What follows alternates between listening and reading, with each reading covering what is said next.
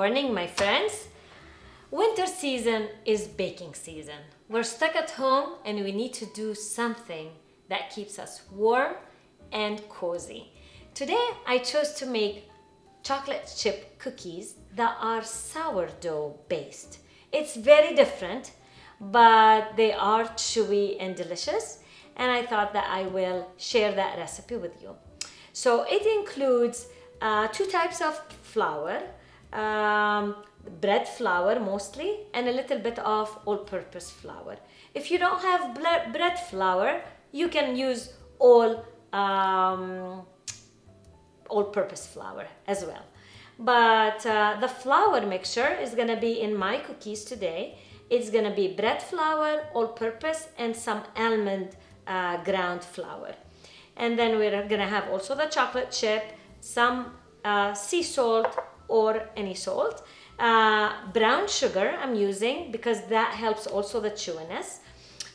Tiny bit of baking powder and baking soda, 1 egg, 1 stick of butter, and the most important ingredient of all to make it sourdough is the sourdough that you have prepared in advance in your fridge. And this is very simple. I talked about it in my bread recipe. I will put the link for you to get it there. You can just start it with some whole wheat flour because whole wheat have all the ingredients that create the yeast to develop much faster. So I suggest to use whole wheat flour. You can put a couple of tablespoons with a little bit of mineral water because mineral water, it's not treated by chemicals that can kill the yeast. So you add a little bit of water into that flour, you mix it and make it into paste, kind of the thickness of toothpaste. And you don't cover it, you put the cover just to cover the opening, but you don't seal it because you want oxygen in your jar to create the atmosphere for the yeast to grow. And if you do it the night before, the next day you have already yeast going. And that yeast you can put it in the fridge and you can keep feeding it every time, every week. You add a little bit more flour, a little bit more water, and you mix and it stays forever. Some yeasts, they have been for over 100 years. But let's start. This dough, you shouldn't beat it too much. So it's a little bit different. So what I'm gonna start with is taking the sugar, putting it in a bowl and cutting the butter. It's room temperature, so it's supposed to be soft, into small cubes. Mix the butter and the sugar first. Not necessarily to make them creamy, just to make them incorporated with each other. We will start with the mixer here, just mixing the butter with the sugar.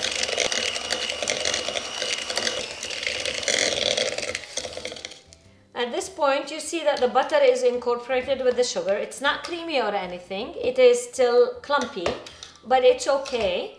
That's how it's supposed to be. Now I'm gonna add the chocolate chip cookie, which is unusual normally, but the chocolate chip cookie helps incorporate things together. So I'll add that and I'll lightly mix.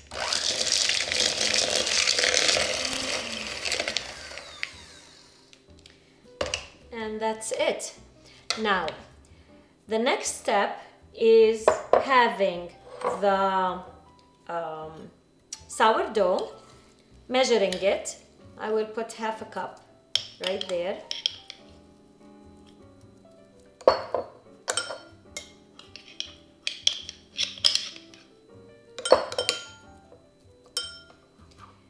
And I'll put it in this small bowl. Into that, I'm gonna crack the egg.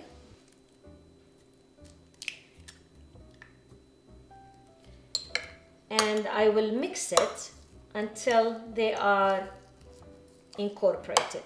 Now this recipe, it is recommended that you do the dough and you keep it in the fridge for overnight or even up to 3 days. Now, Overnight is essential because it develops the flavor and it makes the sourdough work on the whole dough after you have done it as a whole.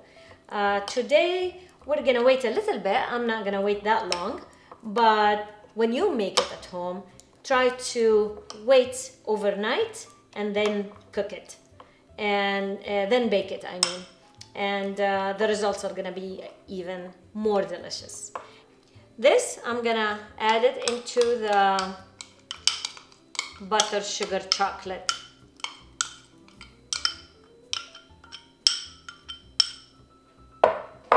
And I will actually mix with a spoon because you don't want to overmix. That is enough. Now, coming to the flours. I have the all-purpose flour, into the bread flour, and the same, the almond flour goes in. And I will also put the baking powder and baking soda inside. It goes. And this I'm gonna whisk together with a fork, just like that. And now this goes into this prepared chocolate butter. And also this I will mix by hand, because the worst thing you can do for this cookie is to overmix. If you overmix, it becomes cakey, and we don't want that. We want a chewy chocolate chip cookie. Now that everything is incorporated, it's ready to be put in the fridge. Before doing that, it's either you measure it into cookie size and you put them in the fridge, or you take apart, which is, I think, much quicker, much easier. You make it into a log, and you can actually cover it with saran wrap.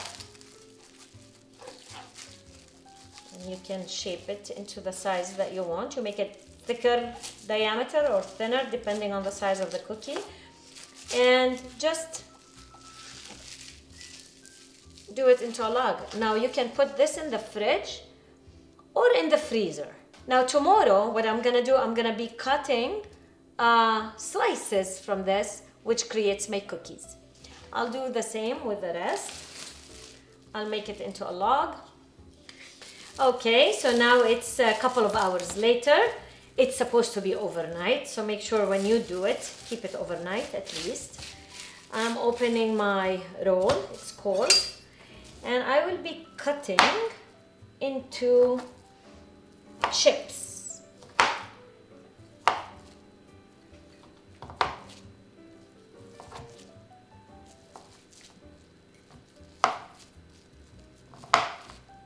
And if you had it in the freezer, it's the same thing. You let it just slightly get to get the frozen hardness out of it, and then you can slice it like this and put it in a baking sheet.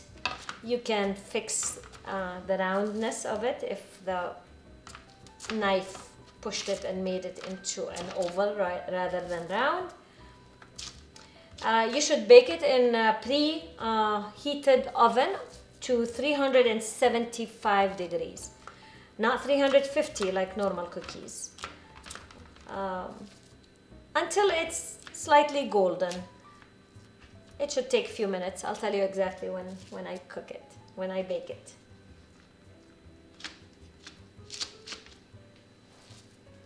Okay, as a finale, I would like to highly recommend to put a touch of flaked sea salt on each cookie. You'll be amazed how much it adds to the flavor at the end. Not too much, just a couple of flakes on each. And this goes into the preheated oven.